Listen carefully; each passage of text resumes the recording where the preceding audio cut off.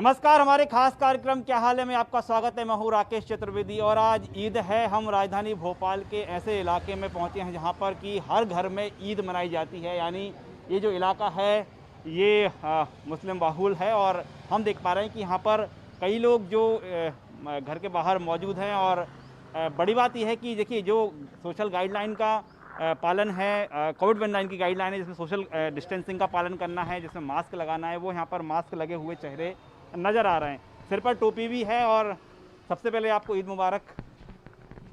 ईद मुबारक। अब क्या दूर से ही ईद की बधाई देना पड़ेगी? जी, दूर से ही। क्या हाल है? बस सब बढ़िया है। कैसी रही आज की ईद? जैसी होना चाहिए थी वैसी रही। जैसी होनी चाहिए थी रही।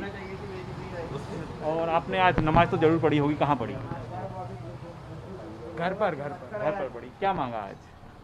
बस यही कोरोना ख़त्म हो जाए। देखिए ईद की जो नमाज है उसमें ये दुआ की जा रही है कि कोरोना ख़त्म हो जाए। क्या कोरोना ख़त्म होगा, आपको लग रहा है? होना तो चाहिए सर जी, वैसे तो होना तो चाहिए। कब होगा ये आप बता दिए और ये गवर्नमेंट से पूछिए आपसे। बड़ा सवाल है। क्या हाल है? बस अल्हम्दुलिल्लाह, आपकी दुआ। ईद मुबारक आपको भी बहुत बहुत। कैसी रही ईद इस बार थोड़ी मतलब दूर डिस्टेंस बनाना पड़ा और ईद हम लोग जो मिल रहे थे वो दूर से मिल रहे थे, बहुत दूर से मिलना पड़ रहा था हम लोगों को। और इस बार जो हुआ है तो ज़्यादातर हम लोगों ने दुआएं मांगी हैं, इसलिए कोरोना चले जाए। बेहतर ज़्यादा से ज़्यादा दुआएं मांगो और कोरोना भी जाओ। देखिए बिल्कुल कोरोना जाए इसके लिए जो है दुआ यहाँ पर की जा रही है। आप मास्क नहीं लगाएं। मास्क से एलर्जी होती है। तो घर पर रहें आप जी, है ना, घर पर रहें आप। मास्क से एलर्जी होती तो आप कोई आज ईद है अपने भाई से कहेंगे कि या मास्क लगाएं या घर पे जाएं? मास्क लगाना चाहिए, घर पे भी जाना चाहिए। ये क्या ज़रा बहुत बड़ी बीमारी है, अपन को इसको हल्के में नहीं लेना चाहिए। बिल्कुल एक बड़ा संदेश है। ईद के दिन क्या कहेंगे आज? बस कट रही है जैसे तैसे ईद। जैसी ईद होना चाहिए वैसी तो ईद हो नहीं पा रही। जैसी होना चाहिए नहीं होना चाहिए। क्यों नहीं हो पा रही, क्या लग रहा है आपको? वो ये आपको पता तो है क्या, कोविड अच्छा कोविड बनाए। परेशान कर दिया कोविड ने, जी परेशान कर दिया कोविड ने। ज़्यादा ही परेशान कर दिया। वही बस ईद का दिन है आज और दूर रहना पड़ रहा है, भाइयों से गले नहीं मिल पा रहे हैं। गले मिल लेते ना यूं करके, पास चिपक के नहीं मिल पा रहा है ना। देखिए बिल्कुल कोरोना भागेगा और ये दुआ की जा रही यहाँ पर। कुछ यूथ थे जो अपने घर के बाहर निकले हुए हैं। उनका ये कहना है कि वो जो कोविड की 19 की गाइडलाइन है उसका पालन कर रहे हैं और फ़िलहाल उन्होंने ईद की मुबारकबाद एक दूसरे को दी है। फ़िलहाल हम पूरे राजधानी भोपाल में बात की जाए तो लॉकडाउन है और पुलिस की पेट्रोलिंग लगातार जारी है। फिर भी कुछ लोग निकल रहे हैं, लेकिन एक अच्छी बात यह है कि हमने जिन यूथ से बात की उनके सभी यूथ के फेस पर मास्क था। देखिए मैं जहांगीराबाद इलाके में मौजूद हूँ और ये मैं मस्जिद दिखाना चाहूँगा। हर बार आते थे तो यहाँ पर तो ईद की नमाज के लिए लाइन लगी रहती थी, है ना। आज वैसा कोई देखने को नहीं मिल रहा। जी आज आप क्या कह रहे हैं, कोरोना चल रही है जी, इस बार नमाज नहीं हो रही। जी तो ये तो बड़े दिनों बाद ऐसी तस्वीर होगी। जी आज तक हो ही नहीं ऐसा, कभी भी नहीं हुआ ऐसा। जी ईद मुबारक हो आपको। क्या कहेंगे, क्या हाल है? बस अब ये कोरोना ने तो सारा सिस्टम ही ख़राब कर दिया है, लेकिन बस ये है कि घरों में ईद की नमाज अदा कर ली गई। ये ऊपर वाले का शुक्र है। कोरोना के लिए भी दुआ की कि ये ख़त्म हो, जल्द से जल्द ये वबा से निजात मिले देश, पूरी दुनिया को। जो पूरी दुनिया इस वबा से जूझ रही है उसको निजात मिले। और विशेष नमाज यही होती है कि ईद में जो मस्जिदों में हो, लेकिन इस बार हो नहीं पाई है। ये भी कहते हैं कि ईद पर दिल से दुआ की जाए तो कबूल होती है। आपको क्या उम्मीद है? ये सच बात है, लेकिन अब ऊपर वाला ही हमसे राज़ी है, आसमानी ताकत हमसे राज़ी नहीं है, तो हम उसमें भी क्या कर सकते हैं। ये तो हम सबको मिलके आसमान वाले को मनाना पड़ेगा। तो आसमान वाला अगर राज़ी हो जाएगा तो फिर ये बीमारियाँ तो आमतौर से ख़त्म ही होना ही है। अच्छा, आप इसी इलाके में रहते हैं? जी। आपने देखा होगा कि ये वो मस्जिद है यहाँ पर कि लाइन लगती है और जब लोग अधिक होते हैं तो सड़क पे भी नमाज के दौरान बैठ जाते हैं। इस बार क्या देखा आपने? इस बार साहब बस यही हुआ कि घरों में नमाज हुई, लोग जो है वो दूर से सोशल डिस्टेंसिंग का पालन करते हुए अपने ईद की बधाई दे दी लोगों ने, बस और कुछ हो नहीं पाया। लोग किसी के घर भी नहीं जा पा रहा है कि भाई किसी की बीमारी किसी को ना लग जाए, और इसी मस्जिदों में नमाज भी नहीं हो पाई। बड़ा मुश्किल होता है जब जो त्यौहार के दिन जिसमें एक दूसरे को गले मिलते हैं, गले मिलकर बधाई देते हैं, मुबारकबाद देते हैं, और गले ना मिल पाए तो बड़ा दुख होता है। जी सर, क्या करें, मजबूरी है, पुलिस मिल नहीं देती। और कोरोना भी है, ये ज़रूरी भी है। जी, ये भी जरूरी, कोरोना है, सही बात है। ईद के दिन क्या हाल है?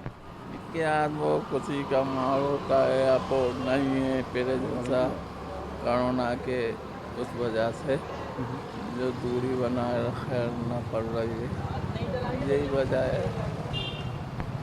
और क्या नाम है आपका? अली।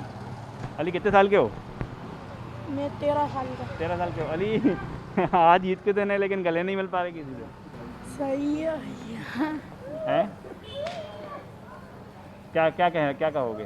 पहली बार ही देख रहे हो कि इससे पहले देखा है आपने कहीं क्या कि ईद के दिन है, ईद है और गले नहीं मिल पा रहे हैं? दूसरी बार है। दूसरी बार है। एक बार और पहले लॉकडाउन में देखा। पहले लॉकडाउन में ये हुआ था। मतलब बड़ी बारीकी से आपको जानकारी है। हाँ, चलो। अच्छा, ये कोरोना के कारण ऐसा हो रहा है, हाँ। है ना? कोरोना का कहीं ना कहीं डर है, कोरोना का खौफ है। ईद है, मेडिकल भी बंद है आज। जी, क्या कर सकते हैं सर, घर से बाहर निकल नहीं सकते। घर से बाहर निकलिए करेंगे भी क्या? बीमारी से तो बचूंगे, क्या बोल सकते हैं। बिल्कुल, शहर काजी साहब ने भी ये संदेश दिया है कि जो कोरोना की गाइडलाइन है पालन करें। आप तक संदेश पहुंचा है वो? जी हाँ, पहुँचा ना था, वो पालन कर रहे हैं, बराबर कर रहा है। उन्होंने कहा घर में नमाज़ पढ़ो, घर में नमाज़ पढ़ रहा था। उनका पालन करना पड़ेगा, जो कहेंगे वो करना पड़ेगा हमको। जी देखिए, बिल्कुल जो धर्मगुरु हैं उनकी अपील भी है और यहाँ पर देख पा रहे हैं कि अपील का लोग पालन भी कर रहे हैं। ऐसी तस्वीरें उस इलाके से निकलकर सामने आ रही जहाँ पर कि कहें तो रात के 4 बजे तक जो ईद का है वो उत्साह वो देखने को मिलता है। फ़िलहाल हम देख पा रहे हैं कि कुछ लोग ऐसे हैं जो अपने घर के बाहर मौजूद हैं और ज़ाहिर तौर पर हैं, तमाम लोगों के आसपास घर हैं और ईद के बाद दूर से ही सही लेकिन मुबारकबाद दी जा रही है। ईद के दिन क्या हाल है? बढ़िया है साहब, ठीक है, जैसा अल्लाह की मसीलियत है जैसा चलने दो, शायद ऊपर वाले की यही है। बस यही है कि सब अपने जो करम है जो अपन को भुगतना पड़ना है, ठीक है। जो है अपना तो यही कहना है कि नमाज़ पढ़ो, अल्लाह से मांगो, सब माहौल सही हो जाएगा, और कुछ नहीं है साहब। दुआ करेंगे तो कबूल भी होगी। दुआ करोगे तो कबूल भी होगी, वैसे फालतू भिड़ने से कुछ नहीं होगा साहब। नमाज़ें पढ़ो, काम धंधे करो अपने, सब करो, कोई मना ही नहीं है, मगर अल्लाह की पहले इबादत करो, उससे मांगो सब कुछ, तो सही होगा आपका काम। नहीं तो ऐसे नहीं होने वाला काम। तो फालतू भिड़ने से और इधर उधर जाने से कोई मकसद नहीं है। सरकार भी बोल रही है, वो भी सही बोल रही है थोड़ा बहुत। मतलब ये है कि कहने का मकसद ये कि बस मास्क लगाए रहें और अपने आप को तरीके से रखें, बिल्कुल फालतू ना। जो कोरोना की गाइडलाइन है उसका पालन करते जाएं और अपना जो नमाज पढ़ना है, दुआ करना है, प्रार्थना करना है वो भी करते जाएं। हाँ, बस इतना ही कहना था अपन को। अच्छा, बड़े जो सालों बाद, ये पिछले लॉकडाउन में भी हालांकि तस्वीर ऐसी थी लेकिन फिर वही तस्वीर सामने आ गई। हाँ, मगर अब तो फिर सरकार का ये कि थोड़ी जो छूट है आराम है। ईद मुबारक हो भाईजान। आपको भी भाई बहुत बहुत। अब क्या ईद की मुबारकबाद दूर से ही देना पड़ेगी? अरे बिल्कुल भाई, अब वो सोशल डिस्टेंसिंग का तो ख्याल रखना ही पड़ेगा अपन को जी, और लॉकडाउन भी घर में मनाना पड़ेगा। अब ईद का त्यौहार भी घर में मना रहा है। हाँ जी। तो आज की बात करें तो कैसे शुरुआत हुई? क्योंकि मस्जिदों में आने की परमिशन नहीं है, भीड़ इकट्ठा नहीं हो सकते, घर से एक निश्चित दूरी पर ही आप लोग हैं, बाहर नहीं जा सकते। बिल्कुल, जो हमारे शहर काजी है उनका हुक्म था कि मस्जिदों में सिर्फ 5 लोग ही जाएंगे। उसी एहकाम से सबने नमाज़ पढ़ी है और जितनी हुई नमाज़ें लोगों ने घर में पढ़ी हैं। अब कुछ लोग घर से बाहर निकले हैं क्योंकि त्यौहार का दिन है। बाकी वो भी ऐसा है कि त्यौहार भी ऐसे मना रहे हैं कि बस दूर दूर से मना रहे हैं, क्योंकि अभी कोरोना वायरस चल ही रहा है। तो इन सब चीज़ों को देखते हुए जो प्रशासन की गाइडलाइन उसका पालन करते हुए काम हो रहा है। प्रशासन की गाइडलाइन का एक महत्वपूर्ण, बहुत महत्वपूर्ण, आप देख रहे हैं कि प्रशासन का पूर्ण रमज़ान भर में सभी लोगों ने सहयोग करा, किसी तरीके से कहीं पे कुछ बाज़ार में ना भीड़ लगी ना कुछ लगी। बिल्कुल ये जो है बड़ी बात है कि जो उसका पालन करना बड़ा आसान नहीं होता। लेकिन आज की हम ईद की बात करें तो ईद पर क्या हाल है? ईद तो साहब सबकी बस अभी कोविड के अंदर अभी हम कब्रिस्तान से ही आ रहे हैं, हम लोग कोविड में ही है। कब्रिस्तान में जितनी डेड बॉडी आ रही है हम लोग ही सब लेके आ रहे हैं, दफना रहे हैं, सब कर रहे हैं। अच्छा, आप लोग क्या करते हैं? कोविड-19 में जैसे कब्रिस्तान में हमारा गोल्डन साहब है, रिहान गोल्डन सदर से वहाँ के, पूरी जिम्मेदारी उनके हाथ में ही है सारी चीज़ों की। अभी भी ये देखिए आप वहीं से चले आ रहे हैं हम लोग। ये पास किस चीज़ का पास है ये? जी, और बस लगा हुआ खिदमत में, सबकी खिदमत में लगे हुए हैं। अभी भी जाता कब्रिस्तान। तो कब्रिस्तान में क्या आपका रोल का रहता है? अभी तो 2-4 दिन से कम है, 2-2, 3-3, 4-4 आ रही हैं अभी एवरेज बहुत कम आ रहा है। कम जी, अभी तो कम है। आप क्या करते हैं कब्रिस्तान में?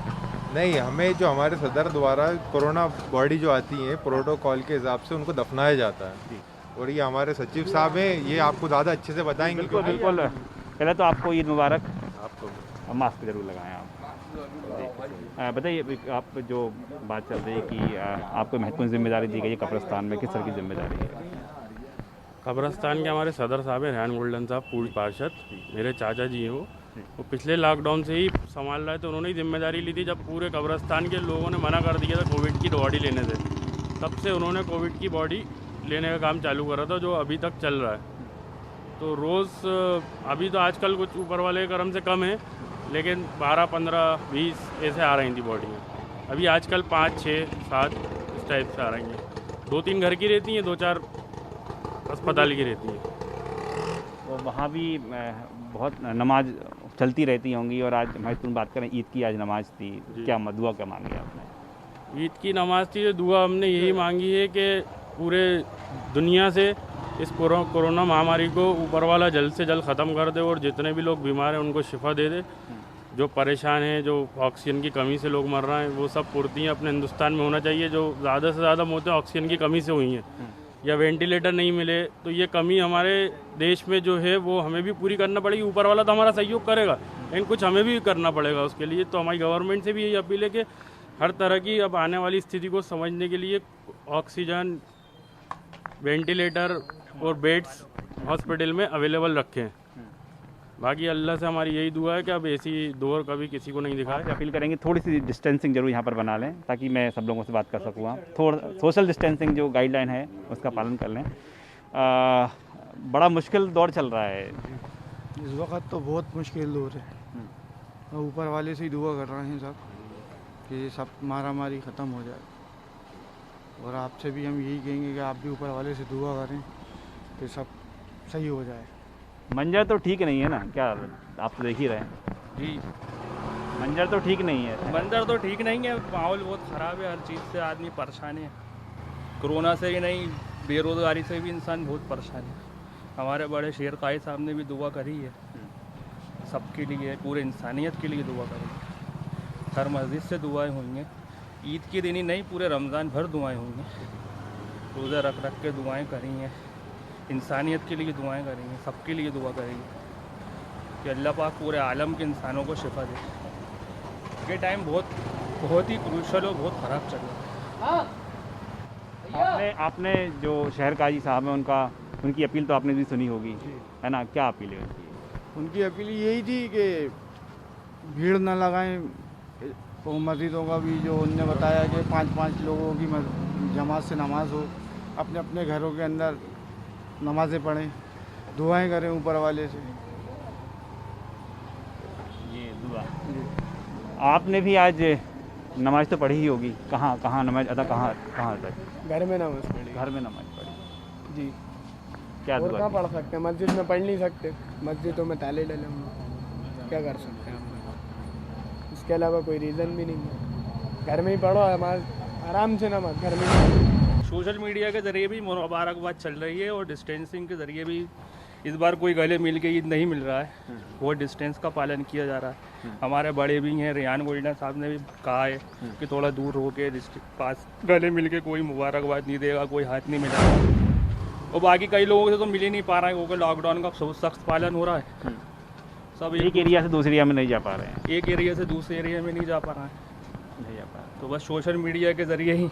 आपके संदेश भी आपके पास भी पहुँचेंगे सोशल मीडिया से? तो जी बिल्कुल, सोशल मीडिया से फेसबुक, इंस्टाग्राम, व्हाट्सएप के ज़रिए लोगों के संदेश आ गए, अपन ने भेजा दिए लोगों को।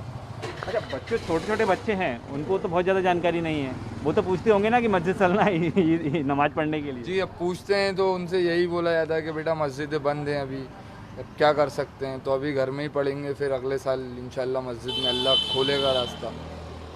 अगले साल बच्चे तो कैद हैं घरों में? हाँ, बच्चे तो घरों में कैद हैं, बस उनका बस खाना, खेलना और सोना। का इंतकाल हुआ, जो पहली ईद होती है कि सब अपने आते हैं ईद वाले दिन, मगर हमारे घर वाले कोई नहीं आ पाए, मतलब बहन भी नहीं आ पाई सही से, ना भाई जैसे आना चाहिए, जैसे ये पहली ईद पे आते हैं वैसे कोई नहीं आ पा रहा। मतलब इस चीज़ का अपन पूरा पालन कर रहे हैं। नमाज में भी अपन जो है जिस तरह से नमाज जो है घर में जिस तरह से अदा करी आई, मतलब बहुत मजबूरी के तहत दिल ऐसा करके अपन जो पढ़ना है वो, मतलब दिल को बहुत तकलीफ होती है कि बस पाक परवरदिगार बस इस माहौल को बिल्कुल अच्छा कर। अल्लाह आप तो भाई यही दुआ चल रही है अल्लाह से कि बस ये माहौल बहुत अच्छा हो जाए, आपस में सब एक दूसरे से मिले, मगर बहुत तकलीफ होती है कि दिल से दिल नहीं मिल पा रहा है, बस बहुत दूरी बनी हुई है। बस ये कि अपन एक दूसरे को बचाना चाह रहे हैं कि अल्लाह पाक बस जल्द से जल्द चीज़ मामला ख़त्म हो जाए। यही एक दूसरे के प्रति सम्मान कह सकते हैं, आदर कह सकते हैं, प्रेम कह सकते हैं कि दूर हैं लेकिन प्रेम है कि आप सुरक्षित रहें। मतलब बहुत अच्छा नहीं लगता, घर में कोई आ नहीं पा रहा, मतलब घर के माहौल जैसे देखते हैं, बच्चे हमारे छोटे छोटे घर के बच्चे हैं, हम उनको बाहर नहीं निकाल पा रहे। ईद के कपड़े नहीं बने किसी के, कोई नहीं ईद के कपड़े नहीं बनाए, घर वालों ने भी कपड़े ईद के नहीं बनाए, बहुत बुरा लग रहा है। सब कुछ बंदे कहाँ से बनवाएंगे? वही इस चीज़ का तो हम लोग फुल पालन कर रहे हैं, सब पूरा हिंदुस्तान कर रहा है। बड़ी यहाँ तो लाइन लगती है नमाज अदा करने की। अब आप लाइन लगती है, आज आप आपके कैमरा ये आलम देख रहा है कि यहाँ पे कोई नहीं है, क्योंकि सभी लोगों ने प्रोटोकॉल को पाना है, गाइडलाइन के जो नियम थे उसको माना है, इसी वजह से आज कोई मजमा नहीं है। वरना आज यहाँ पे मेले की तरह लोग होते, वो आज नहीं है। उसकी सिर्फ यही वजह है कि गवर्नमेंट की जो गाइडलाइन है उस गाइडलाइन को फॉलो किया जाए। सोचना पड़ेगा, ये बाजार वाली मस्जिद ऐसी वीरान कभी नहीं देखी। नहीं सर, ये बीमारी के चलते हुए जो कोरोना की वजह से अभी सब बंद है, घरों में नमाज़ पढ़ रहे, सबको कहा गया है कि घरों में नमाज़ पढ़े। कोरोना की बीमारी जब ख़त्म हो जाएगी तो ये ताले सब खुल जाएंगे, ताले खुल जाएंगे। अभी कपड़े भी नहीं बनाए किसी ने, अब तो मार्केट बिल्कुल बंद है, तो लोगों ने कपड़े भी नहीं बनाए, तो बच्चों के भी नहीं बने, ज़्यादा खुशी से ईद नहीं मनाई गई। ये कोरोना की बीमारी ख़त्म हो जाएगी तो इंशाल्लाह फिर देखेंगे। अभी तो बीमारी से लड़ना है, अभी तो बीमारी से लड़ना है। अभी कपड़ा कम बिक रहा है, कफन ज़्यादा बिक रहा है, उससे जूझ रहा है इंसान। आप अभी क्या, हाँ माध्यम से एक निवेदन करना चाहता हूँ मैं गवर्नमेंट से। ये प्राइवेट अस्पताल में जो लूट मार का काम चल रहा है, आप लोग खुद एक बार जाके एक स्टिंग ऑपरेशन करिए, कुछ सर्वे करिए, जिससे आप जनता तक सामने आए, सरकार तक सामने आए कि किस तरह लूट रहा है। कि पैकेज बना दिया उन्होंने, मतलब अभी चिरायू का ही मैं हाल बता रहा हूँ, वहाँ पे ऐसा पैकेज है कि आपका पहले HRCT होगा, अगर आपका 50% लंग्स डैमेज हो तो आपको 1 लाख जमा करना है, और फिर आपका 70% है तो आपको 1.5 लाख का पैकेज है, मतलब 80 से ऊपर है तो 2 लाख का पैकेज है। मतलब प्राइवेट अस्पतालों में ये हाल है। अब आप सोचिए कि पैकेज शुरू हो गए हैं, पैकेज चल रहा है हर प्राइवेट अस्पताल में, किसी में भी आप चले जाओ, आप गोपनीय तरीके से पता करो, मेरी बात आपको झूठ लगे तो आप गोपनीय तरीके से पता करो कि इतना लूटा मारी का काम है। अगर आपके पास पैसा है तो इलाज होगा, सिलेंडर है तो इलाज होगा, नहीं तो आप फिर सड़क पे ही मर जाओगे अस्पताल पहुँचते पहुँचते। कितने ही केस ऐसे होगा जो रास्ते में ही बेचारे मर गए। लेकिन प्राइवेट अस्पतालों ने सिर्फ बिना पैसे को, पैसा है तो लिया, नहीं तो नहीं लिया, जिसमें गरीब जनता जो है वो बहुत ही ज़्यादा परेशान हो रही, क्योंकि लॉकडाउन के तहत किसी को काम धंधा तो कुछ है नहीं, सब बेचारे घरों पे बैठे हुए हैं। इस टाइम पे अगर आप पर्सनल व्यू से अगर पर्सनली देखेंगे जाके कि चलिए आप तो सैलरी बेस्ड हैं, आपको सैलरी मिल रही है, लेकिन जो रोज़मर्रा के मज़दूर हैं उनकी बहुत ज़्यादा हालत ख़राब है। मतलब कई जगह तो ऐसे को देखने को मिला गया है कि किसी जानवर का रास्ते पे कोई खाना डाल गया तो गरीबों ने वो तक उठा के खाया। ये हाल। अभी मंडी में अतिक्रमण हुआ था तो वहाँ से एक वीडियो लॉन्च हुई कि एक गरीब बुढ़ी औरत ने वहाँ से फ्रूट्स उठा के लेके गई, मतलब ऐसा हाल है। और उसके ऊपर से फिर ये हॉस्पिटल की मारामारी, पैकेज इनके, गरीब आदमी जाता है तो वो मतलब वो सर्वाइव नहीं कर पैकेज नहीं है तो एक ही विकल्प बचता है कि अंत में कफन की तैयारी करना है। बेशक उसमें तो यही है कि आखिरी वक्त तो यही है कि फिर उसके बाद सब हाथ ऊँचा कर लेते हैं, कोई देखने वाला नहीं। आप तो हर दिन देख ही रहे हैं कि इस बार ईद पे कपड़े नहीं बिके, कफन खूब बिके। जब इस बार कफन ज़्यादा बिक गए तो कपड़े कौन बनाएगा, किसका ज़मीर गवारा करेगा। मैं आपसे ही कहता हूँ, शमशान घाट के हाल आपने देखे, कब्रिस्तान के हालात आपने देखे, किसका दिल गवारा। मैं आपसे पूछना चाहता हूँ कि आप दिवाली कैसे मना सकते हैं। इसी तरीके से हम लोगों ने ईद को इस तरीके से सेलिब्रेट नहीं किया, क्योंकि पुराने कपड़े पहन के, क्योंकि कैसे मनाएगा, किसका आज किसका साइड में किसी का पूछोगे तो किसी का भाई चला गया, किसी का पूछोगे तो किसी का बाप चला गया, किसी का दिल गवारा नहीं करेगा। और हमारी तो मालिक से यही दुआ है कि जल्द से जल्द ये वायरस ख़त्म हो, ताकि लोग अपने त्योहारों को, ईद, होली, रमज़ान सबको साथ मनाएं, और उसके अलावा कुछ नहीं। मैं आखिरी आपसे बात करना चाहूँगा, अब समूचे आवाम के लिए कि आपका क्या संदेश है? देखिए, आवाम के लिए यही मेरा संदेश है, गवर्नमेंट की जो गाइडलाइन है उसको पालन किया जाए। कोरोना वायरस इतना हल्का नहीं है, उसको हल्के में ना लेते हुए अपन को सोशल डिस्टेंसिंग के साथ मास्क और जो गवर्नमेंट की गाइडलाइन है उसके हिसाब से ही काम करना चाहिए, और किसी तरीके से नहीं करना चाहिए। भीड़ किसी तरीके से ना लगा। तो देखिए, बिल्कुल आज हम देख पा रहे हैं कि हम भोपाल के उस इलाके में थे जहाँ की हर घर में ईद मनाई जाती है, और गवर्नमेंट की गाइडलाइन ज़रूर है कि बाहर नहीं निकलना, मस्जिदों में नहीं पहुंचना, लेकिन इस इलाके में ऐसे कई परिवार हैं जिन्होंने अपनों को खोया है, और अपनों के गम के कारण भी वो ईद नहीं मना पा रहे हैं, क्योंकि इस इलाके में नहीं बल्कि समूचे हम मध्य प्रदेश में बात करें, जितने ईद पर इस बार कपड़े नहीं बने हैं उससे अधिक कफन बिके हैं। और यही कारण है कि ईद का रंग इस बार पूरी तरह से न सिर्फ राजधानी बल्कि समूचे मध्य प्रदेश में फीका नज़र आ रहा है। आज के मौके पर इतना ही, कल किसी नए विषय के साथ फिर आपसे रूबरू होंगे। मुझे दीजिए इजाज़त। कैमरामैन खेमचंद के साथ राकेश चतुर्वेदी, न्यूज़ 24 भोपाल।